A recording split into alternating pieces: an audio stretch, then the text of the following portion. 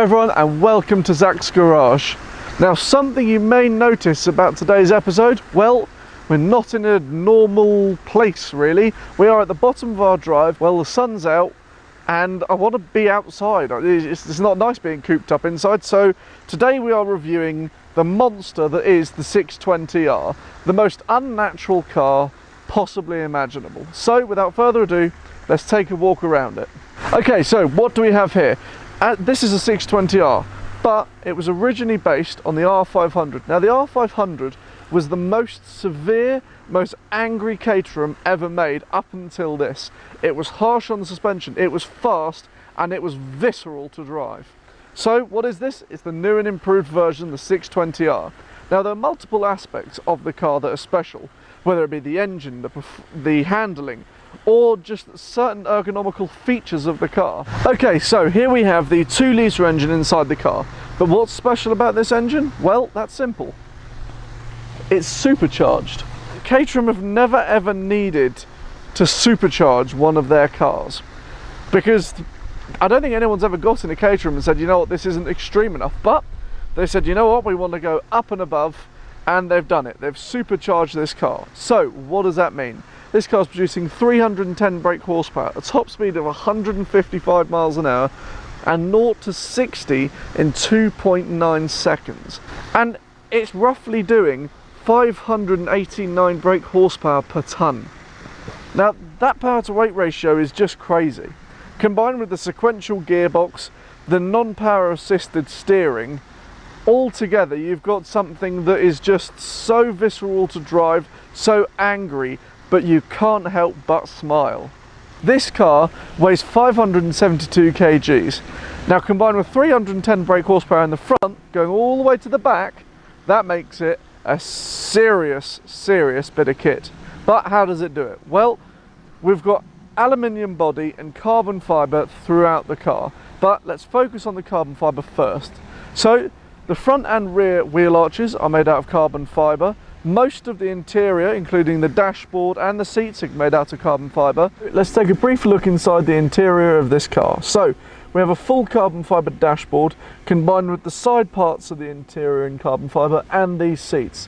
Now these seats are seriously race influenced. They keep you awake if nothing else does in the car. Now you have 4-point race harnesses which keep you snug in this rocket, but you also have certain features that's very unique to this car. One of them being right here, the brand new sequential gearbox from Caterham. Now this gearbox is very special but also very frustrating at the same time. On track there is nothing like it, because in order to get it on gear you don't need a clutch, you just go. But when you're in town, it's very difficult to use. But you don't buy a Caterham to drive around town, do you? So all the people who are going to start commenting saying, oh, the sequential gearbox isn't great, you should have gone for a manual. Well, we didn't buy this to take it down to the shops, even though we occasionally do. We bought this to be an absolute machine on track. And believe me, it is. So, a lot of people do wonder, how does this all work? So, to get up a gear, so first, second, third, you pull it backwards. And to get it down a gear, you press it forwards. Let me take you through some of the features inside here. In order to do that, first of all, I want to remove the steering wheel. So, how do I do that? I pull the black round circle at the back and just pull it, in which you can see it releases from the back. Now, in order to turn the car on, there is a key underneath the dashboard, which you turn. You have a couple of needle sweeps, and you also have this circle here. Now that indicates which gear you're in. So if I pull the gear shifter back, it changes to 1, to second, and it'll only go into second up until you're moving, and then you can put it into third, fourth. Okay, so let's start the car. In order to do that, you turn the key, you'll have 2 needle sweeps, and then press your foot on the clutch and pull start to start it. Now as you can tell, this car isn't quiet. You've got the diff whining at the back, you've got noise coming from the gearbox and from the engine. But you have 2 options for the exhaust. So you can have side exit exhaust, which just comes out the side, or the tractor exhaust, which is at the back. Okay, so let's take a brief talk about the specification of this car. So the colour, for some reason, it's called black grey. I don't know why. It's like they couldn't decide whether it was black or grey, so they just called it both. But as you can see, the 3 stripes here, this is part of the decal pack. So we have the red stripe in the middle and the 2 darkish black stripes on either side. Now I think it really splits the car up nicely. You have it on both sides of the car and on the top, and the Caterham 7 is actually a sticker instead of a badge. Now that's one of the first times Caterham have done that. We've also had the number 7, or the 7 logo, done in red, which sort of contrasts with the stripe coming down. Now, when it comes to carbon fibre options, bearing in mind that a lot of the car has carbon fibre as standard, we didn't go wild. For the very simple reason that this is a track car. You don't need it to look fantastic, you just need it to go like stink.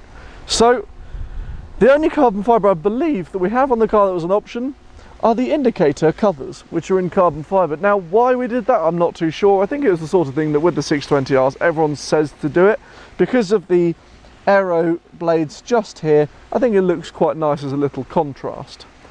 But as some of you can probably tell by the title and probably the thumbnail, we're heading off to a track. Now, not just any track. Fortunately, a very good friend of ours has lent us Dunsfold Aerodrome, or as some of you may know, the Top Gear track. Now, I would bore you with more details on this, but I think everyone wants to see this going absolutely bonkers around a track. So, without further ado, let's head to Dunsfold.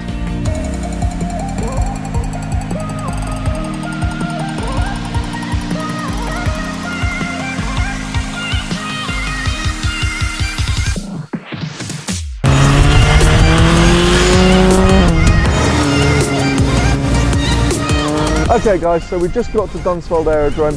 Firstly, I want to say a massive thank you to the people who helped organise this. I mean, we've got the track, it's unbelievable, I'm so excited. But I want to ask you guys, if you guys are into going fast, watching planes, and generally just going mad around cars, make sure to check out Wings and Wheels. It's held here, I will be here with the Koenigsegg, and it's going to be crazy. The link will be down in the description, make sure you go check it out. But for now, I'm going to hop in and let's get some cool footage of this car driving.